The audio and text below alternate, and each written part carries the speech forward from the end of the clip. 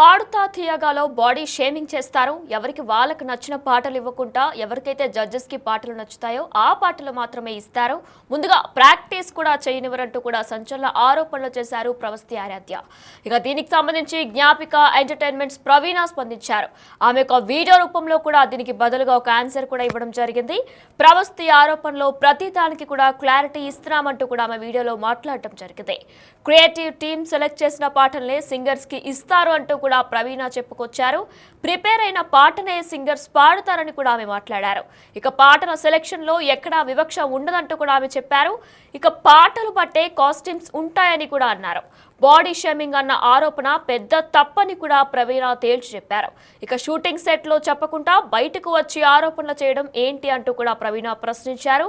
ప్రవస్తి నీకు మంచి ఫ్యూచర్ ఉంది అంటూ కూడా ప్రవీణ చెప్పుకొచ్చారు. అయితే గత 2 రోజులుగా కూడా ప్రవస్తి సంబంధించి పాడుతా తీయగాకు సంబంధించి ప్రవస్తి కొన్ని సంచలన ఆరోపణలు చేస్తున్నారు. బాడీ షేమింగ్ చేస్తారు. పాడుతా తీయగాలో వాళ్ళకు నచ్చిన కంటెస్టెంట్స్ కి మాత్రమే స్కోర్ ఇస్తారు. మిగిలిన వాళ్ళందరినీ కూడా డిస్క్రిమినేషన్ చేస్తారు. బాడీ డిస్క్రిమినేషన్ చేస్తారంటూ కూడా ఆమె సంచలన ఆరోపణలు చేశారు. ఇక దీనిపై జ్ఞాపిక ఎంటర్టైన్మెంట్స్ తరఫున ప్రవీణ స్పందించారు. అసలు ప్రవీణ ప్రవస్తి గురించి ఏం మాట్లాడారనేది ఇప్పుడు ఒకసారి మనం బిగ్ టీవీ లైవ్ లో చూద్దాం. అందరికీ నమస్కారం. గత 2 రోజులుగా సోషల్ మీడియాలో ఈటీవీ పాడుతా తీయగా ప్రోగ్రామ్ గురించి అండ్ జ్ఞాపిక ఎంటర్టైన్మెంట్స్ ఆ ప్రొడక్షన్ గురించి చాలా డిస్కషన్ జరుగుతుంది. దాని మీద ప్రవస్తి గారు ఎలిగేషన్ చెప్పడం కూడా జరిగింది. సో ఆ క్లారిటీ ఇవ్వటం కోసమే నేను ఈ వీడియో చేస్తున్నాను. So point by point Pravasthi గారు ఏం చెప్పారో దాని గురించి నేను మీకు క్లారిటీ ఇవ్వబోతున్నాను. ఫస్ట్ ఆవిడ మాట్లాడిన దాంట్లో నాకు సాంగ్ సెలెక్షన్లోనే బయాస్ చేశారు. వాళ్ళ ఫేవరెట్ కంటెస్టెంట్లకి ఒక సాంగ్స్ ఇచ్చేవాళ్ళు, నాకు నచ్చిన పాటలు, నేను పాడలేని పాటలు అనుకున్నవి చూసి ఇస్తారు అని ఇలా మాట్లాడారు. బట్ సాంగ్ సెలెక్షన్ ఎలా ఉంటుంది అంటే చెప్తాను. మా ETV creative team and Gnapika creative team అంటే అనిల్ గారు అండ్ టీమ్ అందరూ కలిసి వాళ్ళు ఒక 4 జోనర్స్ సెలెక్ట్ చేస్తారు ఎవ్రీ షెడ్యూల్.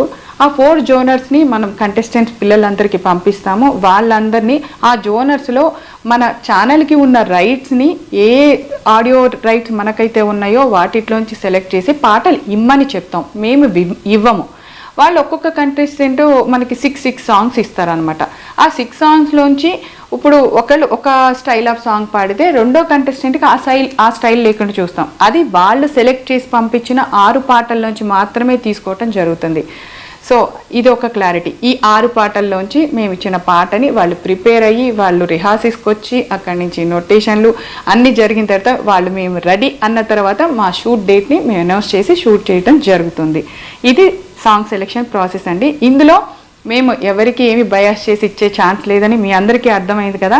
అంటే పిల్లలు పంపించిన పాటల్లోంచి సెలెక్ట్ చేసి వాళ్ళ పాటని మేము ప్రజెంట్ చేయటం, వాళ్ళు ప్రిపేర్ అయిన పాటని ఫస్ట్ ఆఫ్ ఆల్ రిహార్సల్స్ కూడా ఈటీవీ చాలా స్పెండ్ చేసి వాళ్ళకు ఒక 2 days ముందు మొత్తం ఎక్విప్మెంట్ అరేంజ్ చేసి వాళ్ళ సెలెక్షన్ వాళ్ళు వచ్చి అక్కడ ప్రాక్టీస్ చేసుకొని ఆఫ్టర్ దట్ ఆ పాట షూట్ రోజు పాడేలాగా మనం అరేంజ్ చేయడం జరుగుతుంది. సో ఇంత దాంట్లో జరిగే ప్రాసెస్ని చాలా సింపుల్గా పాట సెలెక్షన్లో బయాస్ జరిగింది అని చెప్పి ప్రవస్తి గారు అన్నారు. సో ఇది క్లారిటీ అండి. సో అండ్ నెక్స్ట్ అసలు మెయిన్ ఎలిగేషన్ కాస్ట్యూమ్స్ ప్రాసెస్ ఎలా జరుగుతుందంటే ఇప్పుడు పిల్లలందరూ దగ్గర నుంచి వచ్చిన సాంగ్స్లో ఫైనల్ అయిన ప్రతి పాటలోంచి ఆ పాటకి తగ్గ ఏ డ్రెస్సులు బాగుంటాయి అనేది ఇట్స్ ప్యూర్లీ నేను డిసైడ్ చేసి ఇస్తానండి. అంటే మేకోవర్లో ఈ పాటకి ఈ డ్రెస్ వేసుకుంటే బాగుంటుంది అని నేను సెలెక్ట్ చేసినవి ఈటీవీకి పంపించిన తర్వాత ఈటీవీ వాళ్ళు మాకు ఎస్ అండి బాగున్నాయి ఇవి అని చెప్పిన తర్వాత నేను అవి డిజైనర్కి పంపించడం జరుగుతుంది. ఆ కాస్ట్యూమర్ ఏదైతే దాన్ని మేము పంపించిన ఫోటో ఉంటుందో దాన్ని డిజైన్ చేసి పిల్లలకి ఆ రోజు ఇవ్వటం జరుగుతుంది. ఇది ప్రాసెస్ అండి. ఇక్కడ ఎవరి చాయిస్ లేదు, పాటదే చాయిస్. పాటకి తగ్గట్టుగా మేము కాస్ట్యూమ్ డిజైన్ చేస్తాను తప్పితే అవి మనుషులకి తగ్గట్టుగా ఏ రోజు డిజైన్ చేయటం జరగలేదు. మీరు ఒక్కళ్ళే ప్రవస్తి గారు ఇది చెప్పింది. అండ్ ఇంకొక ఎలిగేషన్ కూడా చేశారు మీరు కాస్ట్యూమ్స్ పాయింట్లోనే. నన్ను కాస్ట్యూమర్ మీ బాడీకి ఏ డ్రెస్ సరిపోదు అని అన్నారు అని. నిజంగా అది తప్పు. అది చాలా తప్పు మాట. ఎవరెవరు బాడీ గురించి మాట్లాడాల్సిన అవసరం లేదు. అది ఎవరి దేవుడిచ్చింది ఎవరు కాదనిలేము. దానికి మనం ఒకళ్ళు కామెంట్ చేశారని మనం ఊరికే ఉండక్కర్లా. మీరు చెప్పచ్చు అందరికీ. కానీ మీరు ఇది ఎక్కడ చెప్పాలి? మీరు షూటింగ్ జరుగుతున్నప్పుడు సెట్లో అక్కడ నాకు కానీ షో డైరెక్టర్ అనిల్ గారికి కానీ అండ్ అక్కడ ఉన్న ఈటీవీ ప్రొడక్షన్ మేనేజర్కి కానీ మీరు చెప్పాలి, బాధ్యతగా ఉంటే, మీరు బాధపడి ఉంటే ఆ విషయంలో. మీరు ఆ రోజు చెప్పకుండా ఈరోజు ఆఫ్టర్ ఎలిమినేషన్ వచ్చి నా బాడీ షేవింగ్ చేశారు, నన్ను ఈ డ్రెస్సులు వేసుకోమన్నారు, నన్ను ఇలాగే ఉండమన్నారు అని చెప్పారు. ఇప్పుడు ఓన్లీ ప్రవస్తి గారికి ఏవైతే పొట్టి పొట్టి బట్టలు ఇచ్చామో అని మాట్లాడారో ఒక్కసారి 10 ఎపిసోడ్లు మనం ప్రవస్తి గారితో షూట్ చేయడం జరిగింది. ఆ 10 ఎపిసోడ్స్ కాస్ట్యూమ్స్ ఒకసారి చూడండి. ఇక్కడ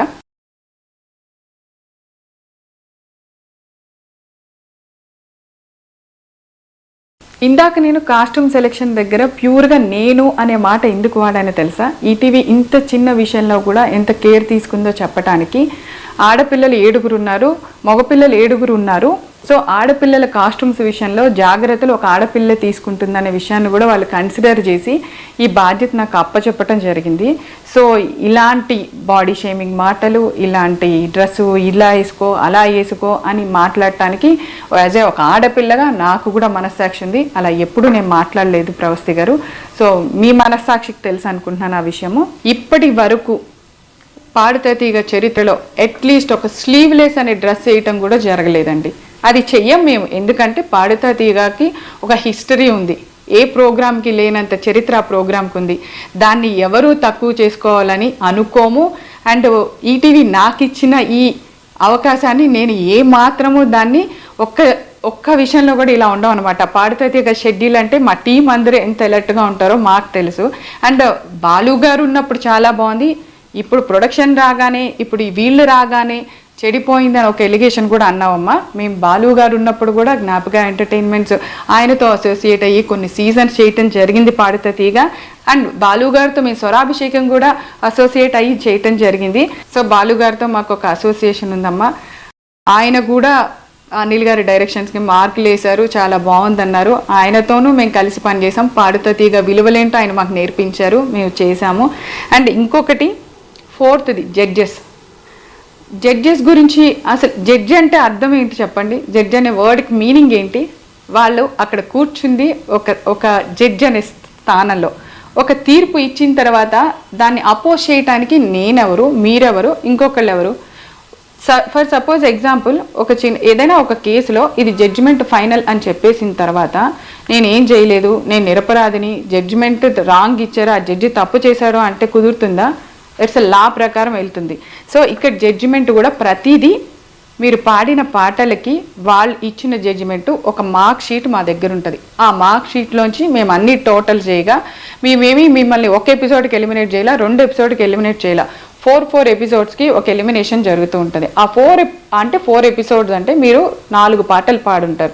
4 జోనర్స్లో ఉంటాయి. ఆ 4 జోనర్స్లో మీకు వచ్చిన మార్కులు టోటల్ చేసిన తర్వాత మాకు జడ్జెస్ నుంచి ఆ మార్క్ షీట్ వచ్చాక జస్ట్ మేము అనౌన్స్ చేయటం తప్పితే ఇందులో ఎవరికి ఎటువంటి రైట్ లేదు, ఈవెన్ ఇంక్లూడింగ్ ఈటీవీ యాజమాన్యంతో సహా. జడ్జెస్ ఇచ్చిన మార్కుని మేము అక్కడ ప్రజెంట్ చేయవలసిందే. ఇది ఫస్ట్ రూల్. అండ్ మీరు అగ్రిమెంట్ రాసేటప్పుడు కూడా, మీరు సంతకం పెట్టేటప్పుడు కూడా జడ్జిమెంట్కి మేము గౌరవిస్తాము అనే పాయింట్ ఉంటుంది. అది చదువుకొని ఉంటే బాగుండేది ప్రవస్తి. మీకు అన్ని పాయింట్స్ మీరు అడిగిన, మీకు అనిపించిన, బాధగా అనిపించిన అన్ని పాయింట్స్ మీద బయట వాళ్ళకి అర్థం అవ్వాలి అని చెప్పి నేను క్లారిటీ ఇవ్వటం జరిగింది. సో మీకు ఎందుకో మీ ఆలోచనలో మీకు అవి తప్పులుగా అనిపించాయి. డెఫినెట్గా నీకు మంచి ఫ్యూచర్ ఉంది. ఇలాంటివన్నీ పక్కకు పెట్టి నువ్వు డెఫినెట్గా నీ లైఫ్లో ఫైట్ చేసి మళ్ళీ అగైన్ ఒక సింగర్గా చూడాలనుకుంటున్నాము. ఇలాంటి అపోహలన్నీ పక్కన పెట్టేసే ప్రవస్తి. All the best.